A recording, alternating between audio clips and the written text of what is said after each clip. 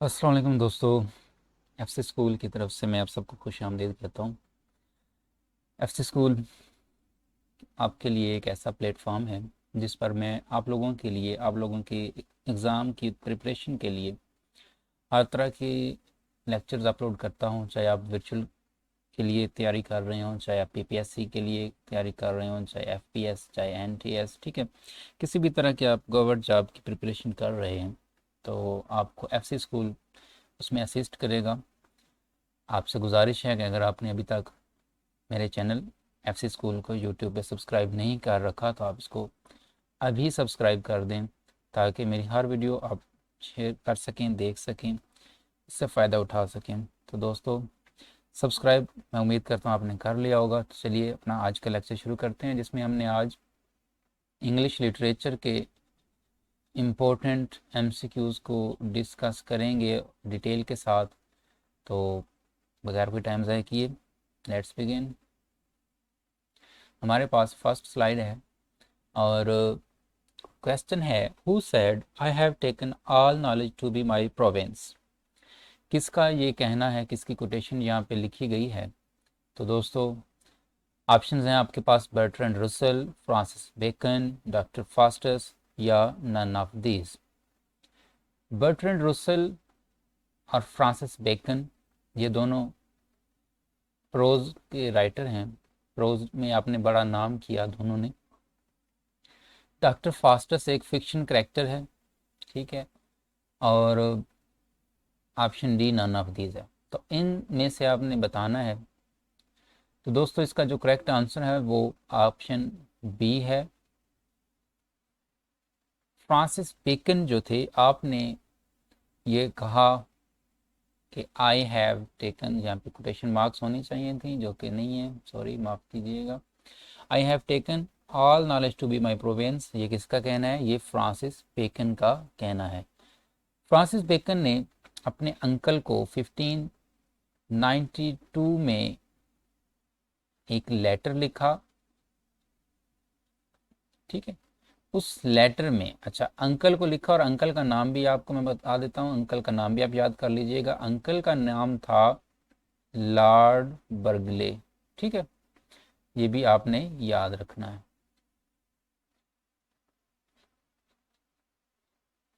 Lord बर्गले जो कि आपके अंकल थे, उन्हें आपने 1592 में ये लेटर लिखा और उस लेटर में आपने ये सेंटेंस इस्तेमाल किया था, I have taken all knowledge to be my province. आप कहना ये चाहते थे उस पैराग्राफ में कि मैंने इतना नॉलेज गेन कर लिया है कि अब मैं एक्सपेरिमेंट्स कर सकता हूँ। मैं एक्सपेरिमेंट्स के ज़रिए से, एक लॉजिक के ज़रिए से, जो सुपरस्टिशियस लोगों के आइडियल्स थे, जो उनके ख्यालात, थाट्स हैं, मैं उन्हें रद्द कर सकता हूँ। मैं एक्सपेरिमेंट के ज़रिए चीज़ें प्रूव कर सकता हूँ, नई नई चीज़ें मैं इन्वेंट कर सकता हूँ। तो I have taken all knowledge to be my province, Francis Bacon ने लिखा। सेकेंड क्वेश्चन है हमारे पास, Essay on Man was written by. Options Francis Bacon, Montaigne, Alexander Pope या नन ऑफ दिस। दोस्तों, Essay on Man Francis Bacon का तो लिखा नहीं है, ठीक है। हो सकता है क्योंकि फ्रांसिस बेकन को बहुत ज़्यादा जो शोहरत मिली है, फ्रांसिस बेकन की वजह शोहरत जो थी वो आपके ऐसे लिखना था, ठीक है। तो हो सकता है कि काफ़ी दोस्त फ्रांसिस बेकन को सोच रहे हों, लेकिन याद रखिएगा ऐसे ऑन मैन जो है ये फ्रांसिस बेकन का लिखा हुआ बिल्कुल भी नहीं है। मॉन्टेन जो हैं ये सबसे पहले ऐसे टर्म को दरियाफ्त करने वाले बंदे हैं मॉन्टेन, ठीक है। आप इसे फादर ऑफ ऐसे भी कह सकते हैं, ठीक है, मॉन्टेन को, क्योंकि सबसे पहले ऐसे लिखना मॉन्टेन ने शुरू किया। लेकिन ऐसे ऑन मैन जो है ये मॉन्टेन ने भी नहीं लिखा, तो ये भी गलत हो जाएगा। ऑप्शन सी है अलेक्जेंडर पोप, बिल्कुल सही ऑप्शन आपका। अलेक्जेंडर पोप जो है वो हमारा सही आंसर कंसिडर होगा। अलेक्जेंडर पोप ने ऐसे ऑन मैन लिखा। लेकिन याद रखना है आपने ये भी कि ऐसे ऑन मैन नाम में ऐसे ज़रूर है, लेकिन एक्चुअल में ये एक क्या थी, ये एक पोएम थी। ठीक है, ये चीज़ आपने ज़हन में रखनी है। ऐसे ऑन मैन, अगर इस जानरा इसका पूछा जाए, बाज़ दफ़ा जानरा के बारे में भी सवाल पूछ लिया जाता है कि इसका जानरा क्या है, तो ये एक पोएम है, ये ऐसे हारगिज़ नहीं है, याद रखिएगा। इसके बाद अच्छा, आपने ऐसे ऑन मैन लिखा कब था, ये भी पूछा जा सकता है, तो मैं आपके साथ इसकी पब्लिश डेट भी शेयर कर देता हूँ। 1733 में आपने ये ऐसे सॉरी पोएम ऐसे ऑन मैन पब्लिश की, जो कि आपने डेडिकेट की थी एस.टी. जॉन को। ठीक है, आपकी पोएम ऐसे ऑन मैन किसको डेडिकेटेड है, एस.टी. जॉन को आपने डेडिकेट की। थर्ड क्वेश्चन है हमारे पास, द वर्ड चौसर मीन्स। चौसर जो वर्ड है ये एक फ्रेंच वर्ड है। ठीक है, इसका मैनी क्या है आपने ये बताना है। तो चौसर जो है इसका अगर लफ्ज़ी मैनी देखा जाए तो उसका लफ्ज़ी मैनी होता है शू मेकर। ऑप्शन ए आपका करेक्ट आंसर हो जाएगा। नेक्स्ट स्लाइड पे चलते हैं दोस्तों। मैं उम्मीद करता हूँ आपको पहले 3 क्वेश्चन फर्स्ट स्लाइड वाले बड़े अच्छे लगे होंगे, आपको पसंद आए होंगे। बाकी क्वेश्चन भी इसी तरह काफ़ी इंटरेस्टिंग है। वीडियो को आखिर तक देखिएगा, आपके लिए काफ़ी बेनिफिशियल वीडियो प्रूव होने वाली है। काफ़ी इंपॉर्टेंट क्वेश्चंस लेके मैंने इसमें डिस्कस किए हैं, तो मैं उम्मीद करता हूँ आपको काफ़ी वीडियो अच्छी लगेगी। सेकेंड स्लाइड है हमारे पास, from the earth to the moon was written by. ये नावल है from the earth to the moon, ये एक नावल था। ठीक है, पूछा ये गया है कि ये नावल लिखा किसने है। ठीक है, तो याद रखिएगा नील आर्मस्ट्रांग ने नहीं लिखा। ऐसा ना हो कि आप इसे कोई ऑटोबायोग्राफी कंसीडर कर लें कि चांद पर सबसे पहले गए तो नील आर्मस्ट्रांग थे, तो शायद उन्होंने ऑटोबायोग्राफी लिखी हो। बिल्कुल भी नहीं, ये ऑटोबायोग्राफी नील आर्मस्ट्रांग की नहीं है। ये नावल लिखा एस.टी. कॉलरेज ने तो नावल लिखे नहीं थे, तो वो भी कैंसिल हो जाएगा। जूल्स वर्न जो हैं, जूल्स वर्न आपके ऑप्शन सी को करेक्ट करते हुए इसका सही जवाब होगा। जूल्स वर्न ने ये नावल लिखा जो कि फ्रेंच लैंग्वेज में लिखा गया था। From the earth to the moon एक फिक्शन नावल है, और ये नावल नील आर्मस्ट्रांग के चांद पर जाने से पहले का लिखा हुआ है। ये चीज़ काफ़ी इंटरेस्टिंग है। ठीक है, नील आर्मस्ट्रांग जो थे, नील आर्मस्ट्रांग ने 20 जुलाई 1969 को चांद पर कदम रखा था। और बाद दफ़ा ये भी पूछ लिया जाता है कि चांद पर कदम दूसरा किसने रखा, तो नील आर्मस्ट्रांग के साथ आपके साथी भी थे। ठीक है, तो ये कपल था जो आपके साथी थे, उनका नाम भी मैं आपके साथ शेयर करता हूँ, एडविन बुश। ठीक है, एडविन बुश और नील आर्मस्ट्रांग ने 20 जुलाई 1969 को चांद पर कदम रखा। लेकिन जुल्स वर्न का जो ये नावल है from the earth to the moon, ये हैरानकुन बात है कि 102 साल पहले लिखा गया। ये नावल 1867 में लिखा गया। ठीक है, 1867 में ये नावल पब्लिश हुआ। ठीक है, तो ये एक काफ़ी इंटरेस्टिंग सी चीज़ है कि 102 साल पहले जूल्स वर्न के माइंड में ये आइडिया आया कि हम चांद पर क्यों नहीं जाते, हम चांद पर भी जा सकते हैं। आपने एक स्टोरी लिखी जिसमें आप स्पेसशिप के ज़रिए चांद पर जाते हैं, लैंड करते हैं। ठीक है, तो उसके 102 साल बाद नील आर्मस्ट्रांग और एडविन बोस 20 जुलाई 1969 को चांद पर लैंड करते हैं। इसके बाद है जी, Jane Austen wrote 3000 letters but only पहली जगह सर्वाइव। जेन ऑस्टन ने अपनी लाइफ में 3000 के करीब खत लिखे थे। ठीक है, नावल आपने सिर्फ 6 लिखे। ठीक है, नावल टोटल जो लिखे जेन ऑस्टन ने वो 6 थे, लेकिन लेटर आपने कितने लिखे अपने लाइफ में, 3000 लेटर आपने अपनी लाइफ में लिखे। अब वो 3000 लेटर्स में से मेजरली जो पोर्शन था, लेटर्स ज़्यादातर आपने जो लिखे वो अपनी सिस्टर कैसेंड्रा को लिखे। ठीक है, कैसेंड्रा आपकी सिस्टर है, ज़्यादातर आपने अपने नावल कैसेंड्रा को लिखे। लेकिन आपकी डेथ के बाद, जेन ऑस्टन की वफ़ात के बाद, कैसेंड्रा ने काफ़ी सारे लेटर जला दिए, क्योंकि उन लेटर्स में उनके फैमिली इश्यूज़ के बारे में लिखा गया था, घरेलू मसाइल के बारे में। ठीक है, तो फैमिली मैटर्स की वजह से आपकी सिस्टर कैसेंड्रा ने काफ़ी सारे लेटर 1843 में क्या कर दिए, जला दिए। ठीक है, अब 3000 में से सिर्फ जो सर्वाइवल लेटर्स हैं, जो बाकी बचे हुए लेटर हैं, वो हमारे पास ऑप्शन सी करेक्ट आंसर है। 161 लेटर्स अभी तक भी सर्वाइव्ड हैं जेन ऑस्टन के हाथ के लिखे हुए। उसके बाद है क्वेश्चन हमारे पास, हु सब title the importance of being honest. ठीक है, the importance of being honest literature के स्टूडेंट्स के लिए लाजमी एक जुज है, लाजमी पढ़ा जाता है। इसको सब टाइटल किसने दिया था? A trivial play for serious people. ये the importance of being earnest को सब टाइटल किसने ये दिया? तो इस सबसे पहले हमारे पास जो ऑप्शन है वो है जी हैजलिट। तो ऑप्शन ए ही हमारा करेक्ट है, बिल्कुल। हैजलिट ने ही इम्पोर्टेंस ऑफ बीइंग ऑनेस्ट को एक सब टाइटल दिया कि ये नावल जो है इसका नाम होना चाहिए अ trivial play for serious people.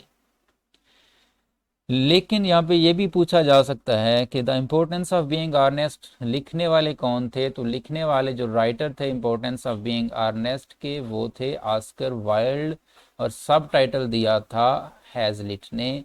ठीक है, ये चीज़ें आपने याद रखनी है। नेक्स्ट स्लाइड पे चलते हैं दोस्तों। हमारे पास नेक्स्ट स्लाइड पे पहला क्वेश्चन है, which two plays of Shakespeare follow Aristotelian unity of time. ठीक है, आप सबको पता है कि एरिस्टोटल ने एक वर्क लिखा था जिसका नाम पोएटिक्स है। ठीक है, पोएटिक्स को एक दूसरे नाम के साथ भी जाना जाता है, जिसका, और वो नाम क्या है जी? वो है on the art of poetry. ठीक है, तो पोएटिक्स कह लें या on the art of poetry कह लें, उसमें एरिस्टोटल ने थ्री यूनिटीज़ की बात की। ठीक है, वो यूनिटीज़ क्या थी? यूनिटी ऑफ टाइम,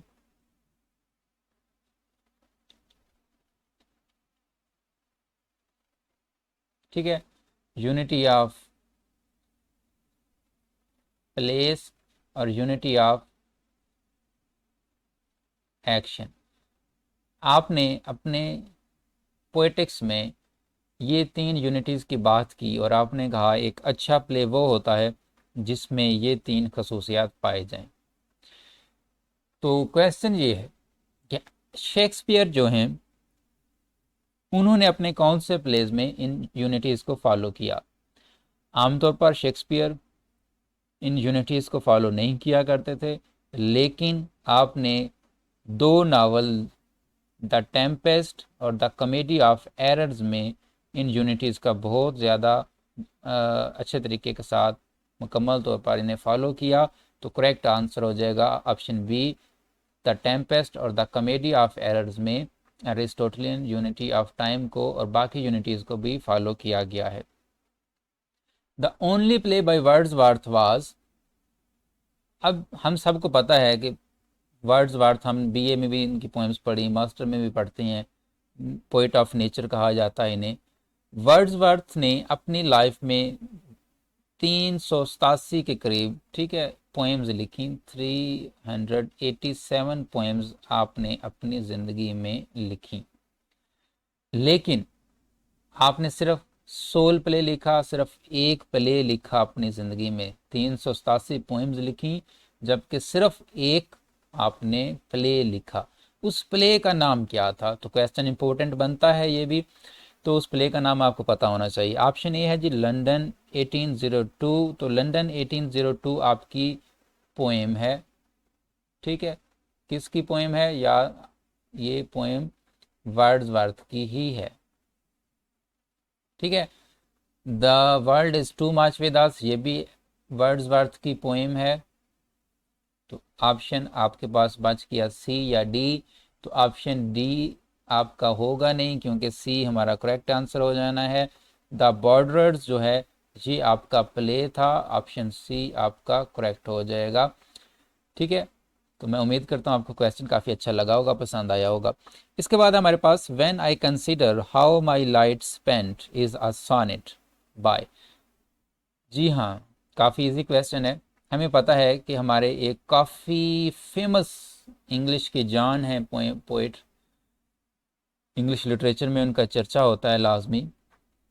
वो अपनी लाइफ में 43 ईयर्स में जाके ब्लाइंड हो जाते हैं।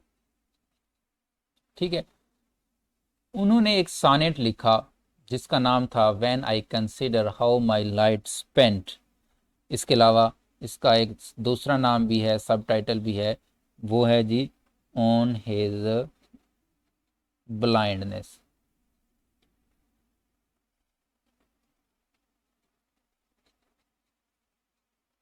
ठीक है, ऑन हिज ब्लाइंडनेस सोनेट किसने लिखा, या when I consider how my life spent, ये सोनेट किसने लिखा। तो इसका जो करेक्ट आंसर है ऑप्शन ए गलत होगा, पोप भी गलत हो जाएगा। जॉन मिल्टन जो थे, आप ब्लाइंड होते हैं और आपने ब्लाइंड होने के बाद when I consider my how my light spent, जब आपकी बेनाई ऑलमोस्ट ख़त्म हो चुकी थी, तो आपने ये सोनेट लिखा जो कि आपका एक बेस्ट लिटरेरी वर्क कंसिडर किया जाता है। याद रखिएगा दोस्तों, जॉन मिल्टन का पैराडाइज लॉस्ट जो वर्क है, ठीक है, पैराडाइज लॉस्ट भी जब आपने लिखा तो उस वक्त भी आप अंधे हो चुके थे। तो आपका जो बेस्ट वर्क है वो आपने अपने अंधे होने के बाद ही लिखा। ठीक है, तो पैराडाइज लास्ट या ऑन हिज ब्लाइंडनेस दोनों ही आपके कमाल वर्क हैं और दोनों ही आपने ब्लाइंड होने के बाद लिखे। उम्मीद करता हूँ आपको क्वेश्चन अच्छा लगा होगा। नेक्स्ट स्लाइड पे चलिए। The old man and the sea is a short novel written bye.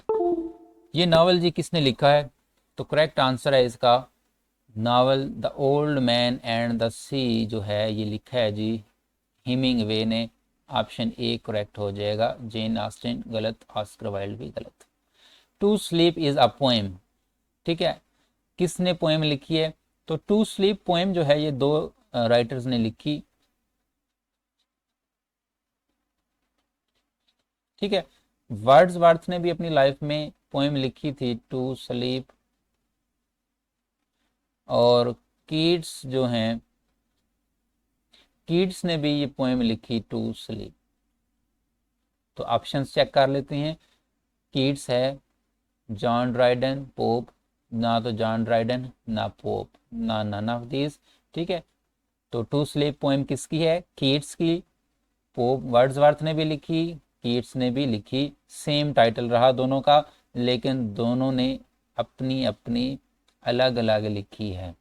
ठीक है, in which one of the plays Feste was a fool. Shakespeare जो हैं, शेक्सपियर अपने प्लेस में एक मस्खरे का किरदार लाजमी डाला करते थे ताकि कॉमिक रिलीफ क्रिएट किया जा सके। कॉमिक रिलीफ किसी भी प्ले के लिए एक मरकज़ी हैसियत रखता है ताकि जो ऑडियंस हैं, जो आपके रीडर हैं, वो बोर ना हो। तो उस कॉमिक रिलीफ के लिए शेक्सपियर मस्करे का इस्तेमाल किया करते थे अपने प्लेज में। क्वेश्चन ये है कि फीस्ट नाम का जो फूल था, जो मस्करा था, वो कौन से प्ले में इस्तेमाल किया गया। तो फीस्ट जो मस्करा था, जो प्ले था, आपने याद रख लेना है, feast twelfth night, option A में, यानी कि ट्वेल्थ नाइट में जो मस्करा था, जो फूल था, उसका नाम क्या था, फीस्ट था। बात अगर कर ली जाए किंग लेयर की, तो किंग लेयर में जो मस्करा था उसका नाम भी फूल था और उसके काम भी फूलों जैसे थे।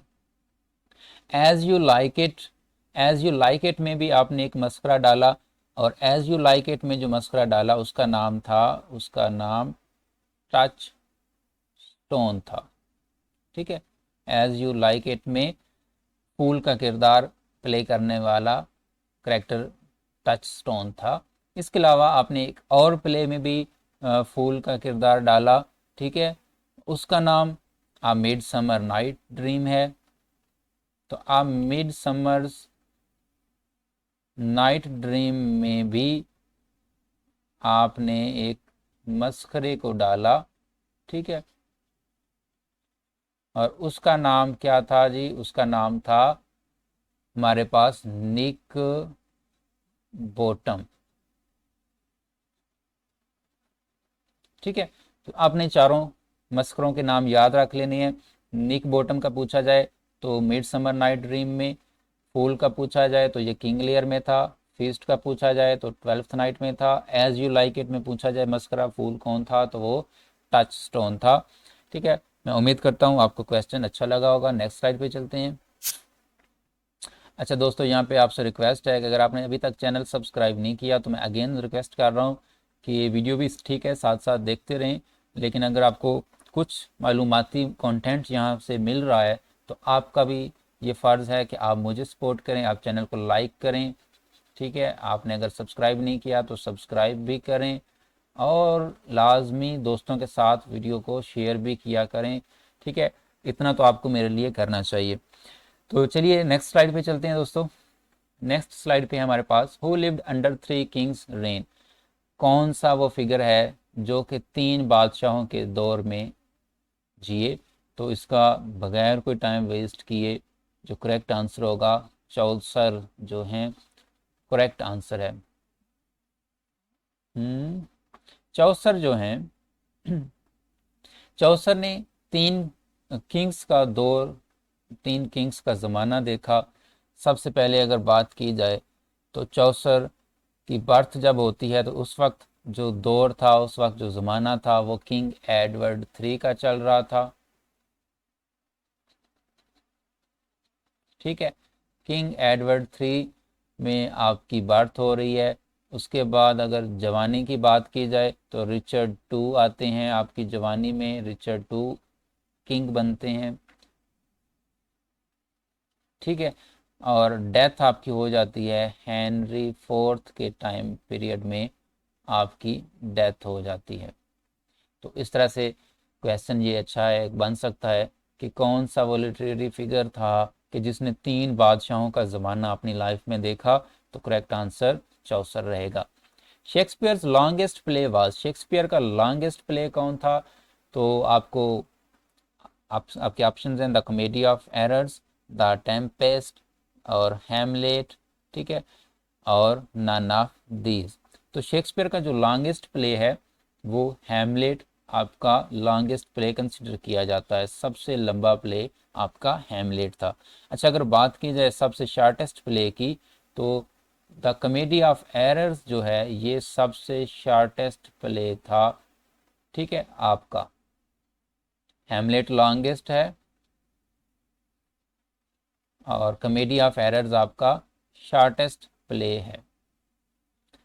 इसके बाद चलते हैं जी to the lighthouse is a play written by whom. ठीक है, टू द लाइट हाउस किसने लिखा है? तो टू द लाइट हाउस लिखने वाले हमारे पास जो राइटर हैं थॉमस हार्डी बिल्कुल नहीं, जेन ऑस्टिन भी नहीं, वर्जीनिया वुल्फ जो हैं आपने टू द लाइट हाउस लिखा, ऑप्शन सी करेक्ट हो जाएगा। नेक्स्ट स्लाइड पे चलते हैं दोस्तों। House of Lancaster held which colour of रोज। देखें, ट्यूडर डेंसिटी जो है उसके बारे में क्वेश्चन पूछा जा रहा है यहाँ पे। अगर आपको ट्यूडर डेंसिटी का बैकग्राउंड पता है, आपने पढ़ा है, तो आप इजीली इसको आंसर कर पाएंगे। हुआ क्या था कि 1455 से 1485 तक, ठीक है, इंग्लैंड में एक सिविल वार होती है। ठीक है, सिविल वार किस लिए होती है कि तख्त कौन संभालेगा, हुकूमत कौन करेगा, इस चीज़ को लेकर दो बहुत बड़े कबीले जो थे उनके दरमियान लड़ाई होती है, सिविल वार होती है। अब ये सिविल वार जो होती है ये दो कबीलों के दरमियान होती है। एक है हाउस ऑफ यॉर्क्स, ठीक है, और दूसरा था हाउस ऑफ लैनकास्टर। इन दो कबीलों के दरमियान बादशाहत को लेकर जंग होती है। अब ये जो सिविल वार है इसको एक दूसरा नाम भी दिया गया और वो नाम था वार ऑफ रोजेस। अब वार ऑफ रोजेस क्यों कहा गया? क्योंकि ये जो दोनों हाउस थे, जो दोनों कबीले थे, इनके जो झंडे थे वो फूलों के थे। जो हाउस ऑफ याक्स था, आपके झंडे पर वाइट रोज था, और जो हाउस ऑफ लैंकास्टर था, आपका झंडा रेड रोज का था। ठीक है, चूंकि दोनों हाउसेस के झंडे रोज के साइन के साथ थे, तो इसलिए इस जंग को, इस सिविल वार को वार ऑफ रोजेस का नाम भी दे दिया गया।